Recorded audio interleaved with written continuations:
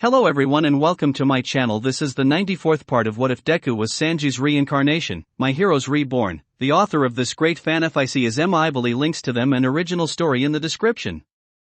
Chapter 94, Patrol Time. It was the first day of going back to the agency, and Toru was also doing work studies that day unfortunately.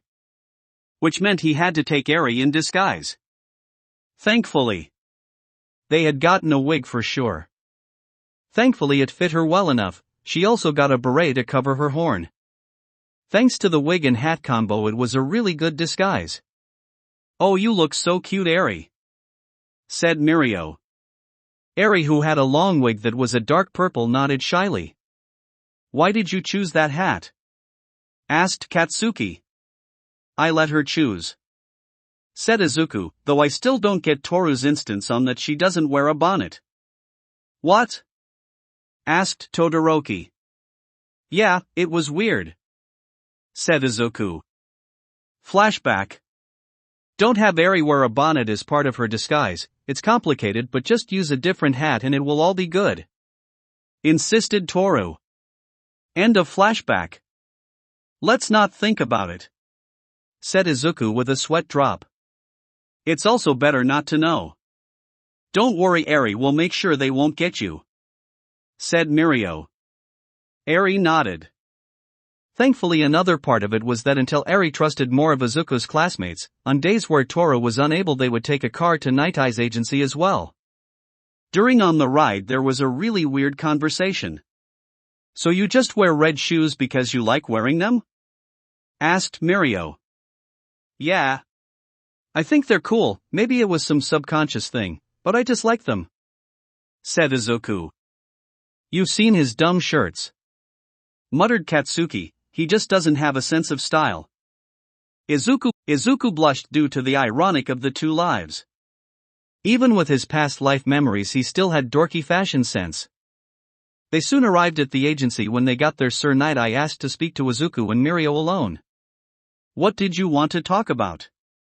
asked Izuku. He was a bit nervous about Sir Nighteye wanted Izuku to tell Mirio about One for All. Thankfully it wasn't that. It was something else. "I wanted to apologize for my reaction in saving Eri," said Sir Nighteye. "It turns out you did the right thing." Both of them were surprised by this.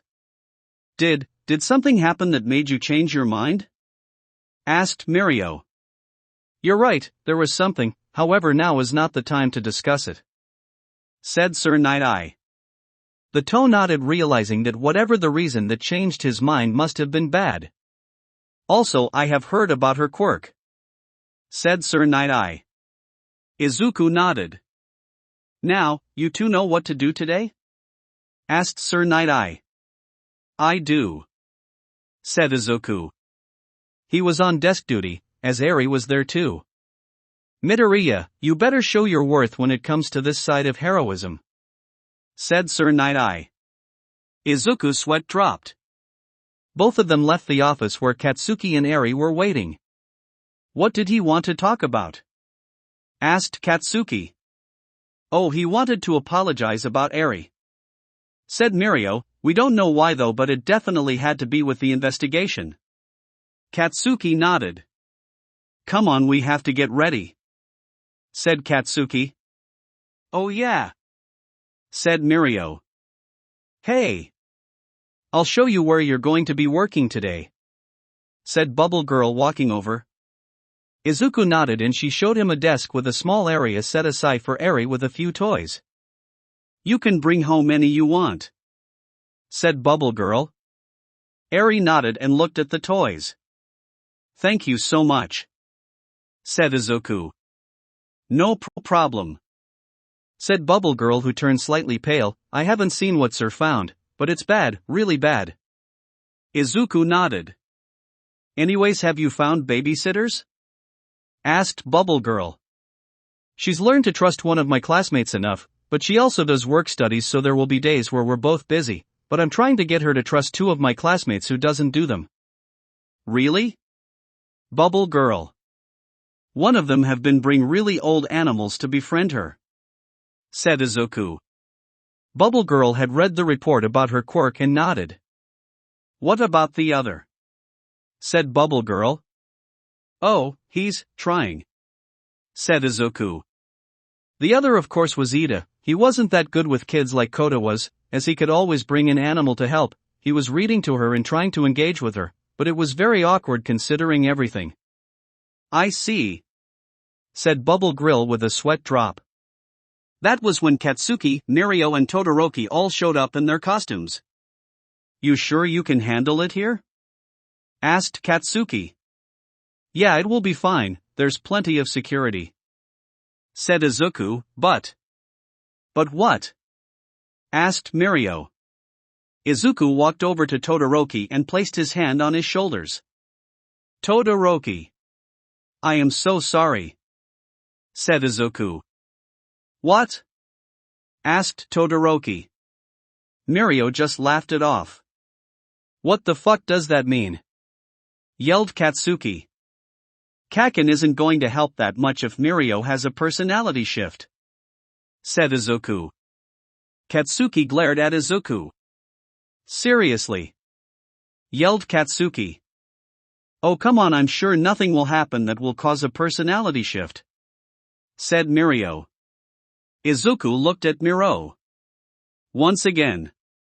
I am so sorry, said Izuku. This just made everyone but Eri sweat drop. Thanks to that little bit of tempting fate, they all knew that it was going to a mess. There was no denying it anymore.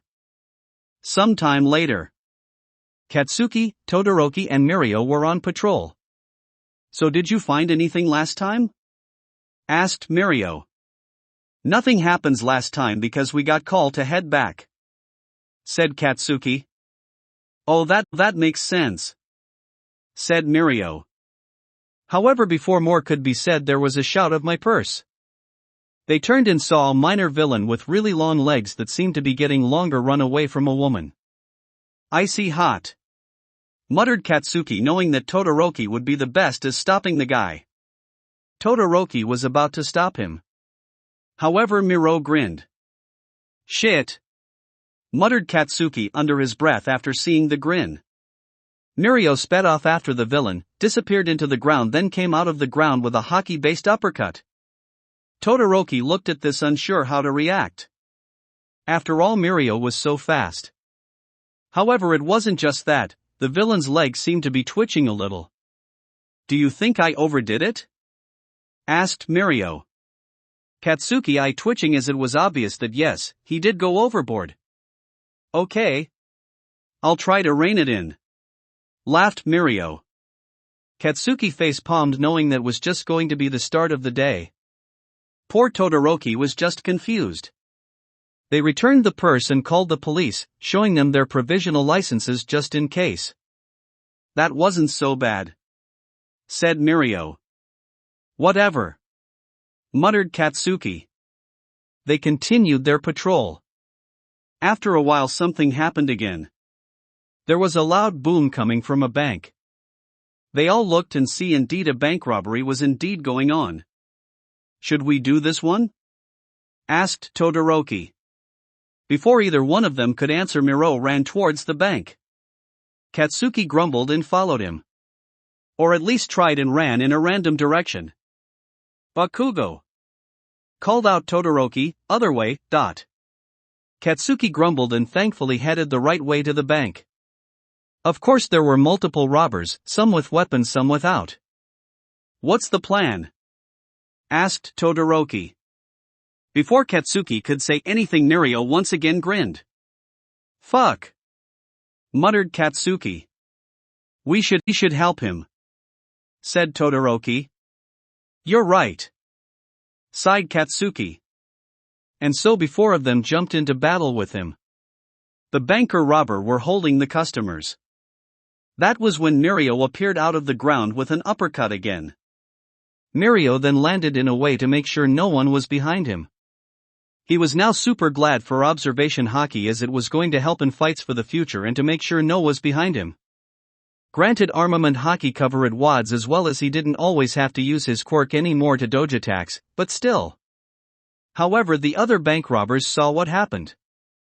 But before they could react, Todoroki trapped them all in ice. That's not going to stop me. Yelled one them, slash. That was when he broke through the ice using his arms, which were turned to blade. Then he tried to attack Todoroki once he was freed. However, Katsuki jumped him and blocked the bank robber with his swords. What the? Yelled the bank robber. Katsuki pushed back the bank robber, then used the back of his sword to knock the guy out. The hostages were all relieved. And of course the police soon showed up, with one of the officer being one of the ones from the purse snatching incident earlier. You didn't do the same thing as last time, so that's good, said the police officer. Yeah. I realized that hockey was overkill, said Mirio. The police officer nodded. The police officers led the bank officers. We would have gotten away with it if it weren't for your meddling kids, yelled one of the bank robbers. Really you're using that line? Asked another the bank robbers. It's a good line in this case because there were meddling kids, huffed the first bank robbers. He's got a point, said a third bank robber. The second one just sighed. The three UA students just sweat dropped at this. Sometime late they continued their patrol. So do you think it's going to be quiet the rest of the day? Asked Mirio. Katsuki gave him a look. And then here were loud crashes.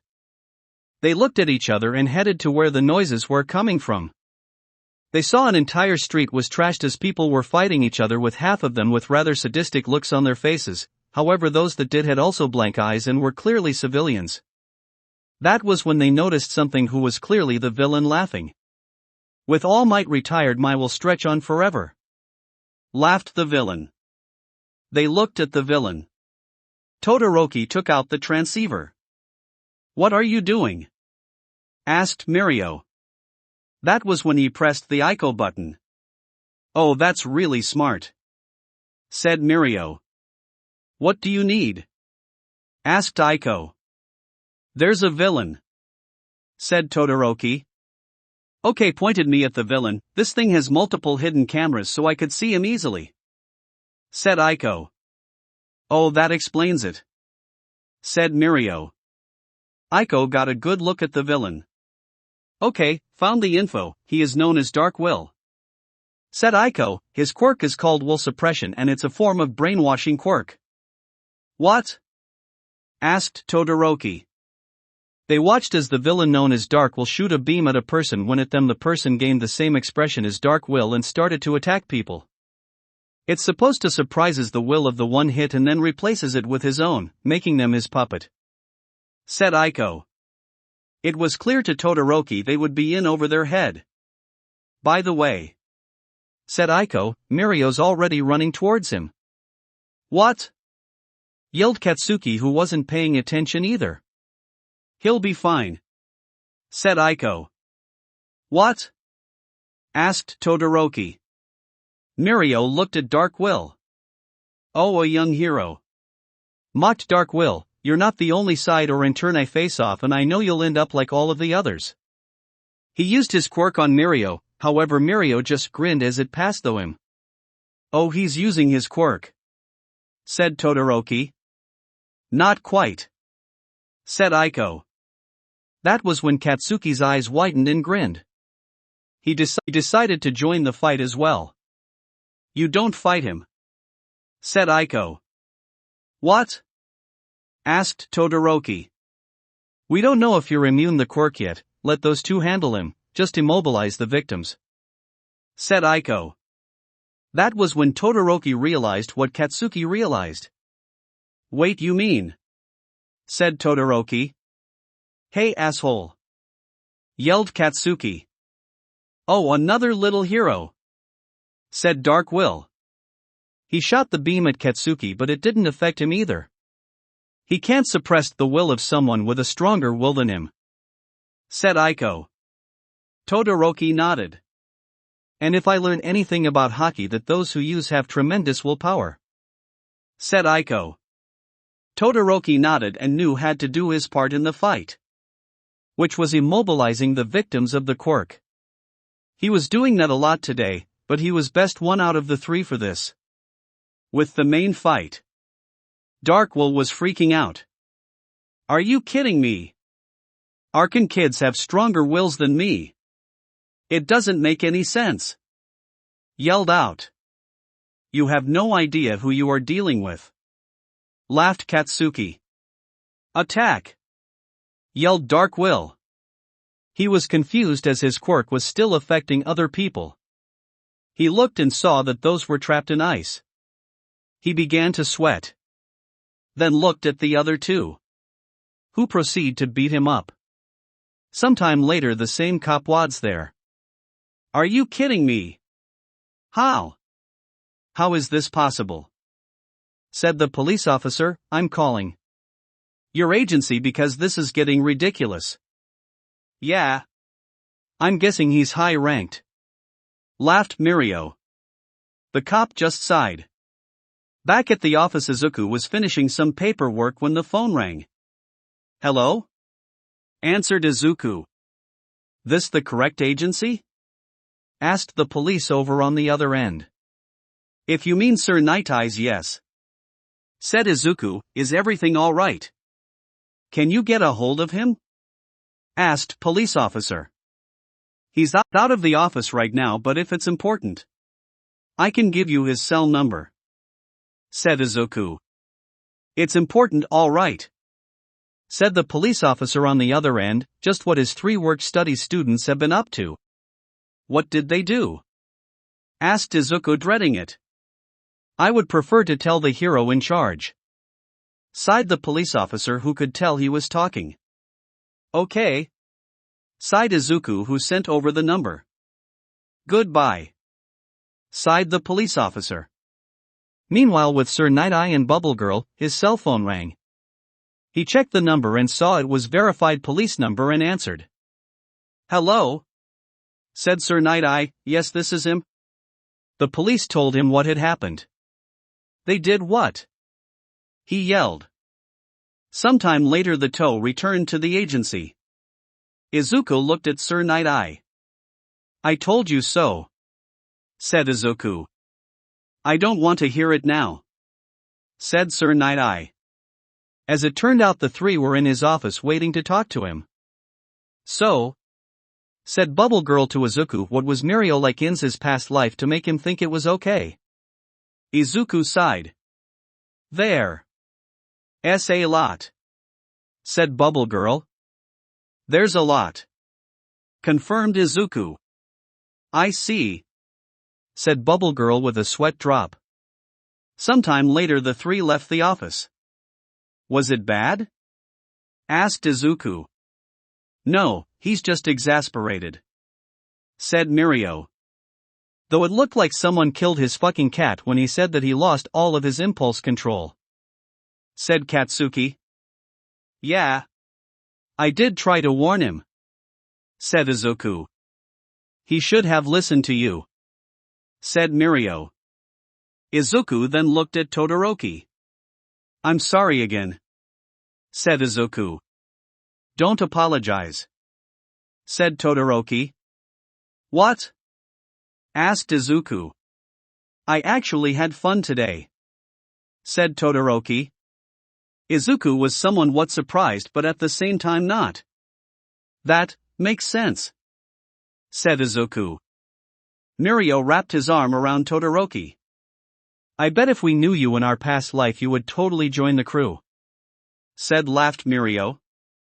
Izuku and Katsuki were going to say something, but realized Mirio was right in that. So yeah. You have fun, brat? Asked Katsuki. It was okay. Eri said quietly. Katsuki nodded. In his office, Sir Nighteye was groaning. He couldn't believe the explanation he was given that Mirio's past life lacked impulse control, that there were times that Mirio's impulse control would completely fail him. Still, he looked at the paperwork. Soon everything would begin with Chisaki and his Yakuza. However, he did have admit, as much as her exasperated with Mirio's terrible impulse control, he had to admit one thing. It saved him a lot of trouble and struck a blow to the schemes of the Yakuza. He could only hope now they could continue to protect Eri. He just had to explain it to the team he was gathering, and that meeting would be soon. That will be it for this part. I hope everyone enjoyed. If you did, please leave a like and comment if you want part 95. If you want to hear more from me, subscribe. I hope to see you all in the next one.